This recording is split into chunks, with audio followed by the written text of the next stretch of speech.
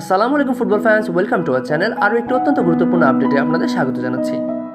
FIFA world cup 2026 কিন্তু on the way. এরই মধ্যে কিন্তু নির্ধারিত হয়ে গেছে টোটাল 12টি গ্রুপ। গত একটি ভিডিওতে আপনাদের জানিয়ে দিয়েছিলাম এই মোট 12টি গ্রুপে কোন কোন দল অংশগ্রহণ করবে। এর পাশাপাশি আজকের এই ভিডিওতে আপনাদের জানিয়ে দেওয়ার চেষ্টা করব এই টোটাল 12টি গ্রুপের মধ্যে তুলনামূলক সহজ এবং তুলনামূলক কঠিন গ্রুপ কোনগুলো হয়েছে সেগুলোর একটি গ্রুপ অ্যানালিসিস। তাই ভিডিওর সাথেই থাকুন। গ্রুপ এতে রয়েছে মেক্সিকো। ফিফা র্যাঙ্কিং অনুযায়ী মেক্সিকোর অবস্থান 15 নম্বরে, সাউথ আফ্রিকা 61 নম্বরে, কোরিয়া 22 নম্বরে এবং ডি গ্রুপ উইনার প্লে অফের মাধ্যমে সুযোগ করে নেবে এই গ্রুপে। তাই বলাই যেতে পারে এভারেজ একটি গ্রুপ হয়েছে গ্রুপে। গ্রুপ বিতে রয়েছে কানাডা। ফিফা র্যাঙ্কিং অনুযায়ী অবস্থান 27, সুইজারল্যান্ড 17, কাতার 51 এবং এই গ্রুপের উইনার প্লে অফের মাধ্যমে সুযোগ করে নেবে এই গ্রুপে। গ্রুপ বিও কিন্তু এভারেজ একটি গ্রুপ হয়েছে। এরপরে রয়েছে গ্রুপ সি, যেখানে রয়েছে 5 বারের বিশ্ব চ্যাম্পিয়ন ব্রাজিল। ফিফা র্যাঙ্কিং অনুযায়ী ব্রাজিলের অবস্থান 5 নম্বরে, মরক্কো 11 নম্বরে, স্কটল্যান্ড 36 নম্বরে এবং হাইতি 84 নম্বরে। তুলনামূলক বেশ কঠিন একটা গ্রুপ হয়েছে গ্রুপ সি। কেন তা একটু জানিয়ে দেওয়ার চেষ্টা করছি। আপনারা যদি ব্রাজিলের লাস্ট 10 ম্যাচের পারফরমেন্স দেখেন, 10 ম্যাচে ব্রাজিল কিন্তু 3টি ম্যাচ হেরেছে। মরক্কো এখন পর্যন্ত লাস্ট 10 ম্যাচে একটা ম্যাচও হারেনি।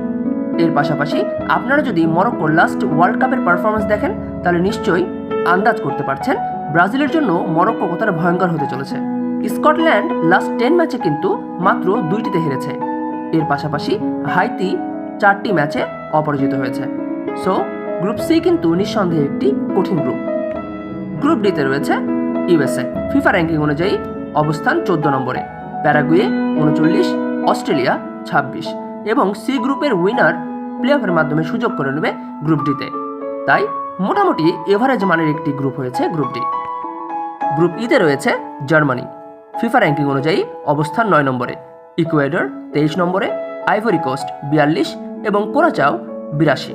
গ্রুপ ই কিন্তু এভারেজ মানের একটি গ্রুপ হয়েছে। এরপর গ্রুপ এফ, যেখানে রয়েছে নেদারল্যান্ডস। বর্তমানে ফিফা র্যাঙ্কিং অনুযায়ী নেদারল্যান্ডের অবস্থান 7 নম্বরে, জাপান 18 নম্বরে, তিউনিসিয়া 40 নম্বরে এবং বি গ্রুপের উইনার কিন্তু প্লে অফের মাধ্যমে সুযোগ করে নেবে গ্রুপ এফ এ। নিঃসন্দেহে আপনারা নিশ্চয় আজ করতে পারছেন বেশ হাই ভোল্টেজ ম্যাচ হবে কিন্তু এই গ্রুপগুলোতে, অর্থাৎ গ্রুপ এফ হবে একটি কঠিন গ্রুপ।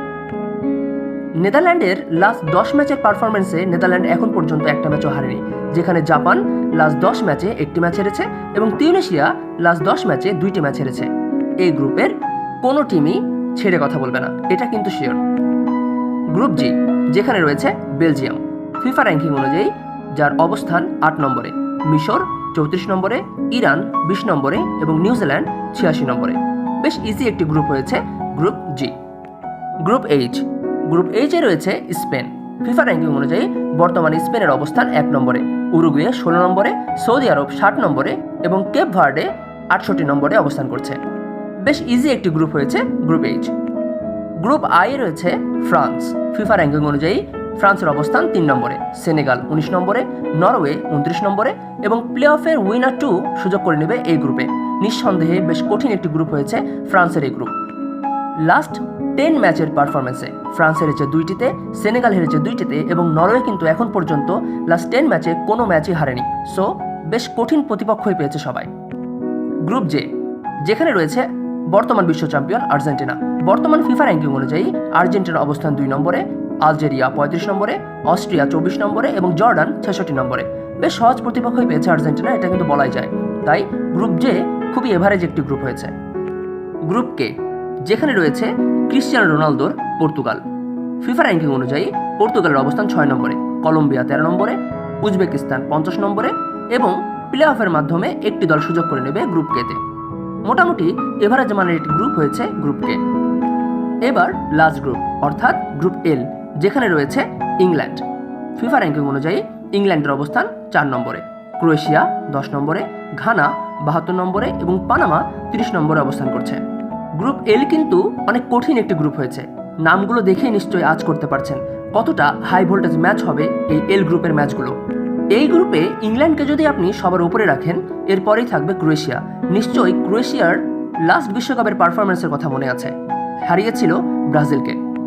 এর পাশাপাশি আপনারা যারা ঘানার খেলা দেখতে অভ্যস্ত তারা নিশ্চয়ই জানেন ঘানা কতটা অ্যাগ্রেসিভ ফুটবল খেলে। ঘানার ম্যাচগুলোতে তাই ইনজুরি সংক্রান্ত জটিলতাও কম দেখা যায় না। তাই ঘানার সাথে খেলতে গেলে কিন্তু এই গ্রুপের বাকি দলগুলোকে বাড়তি পরিকল্পনা সাজিয়ে রাখতে হয়।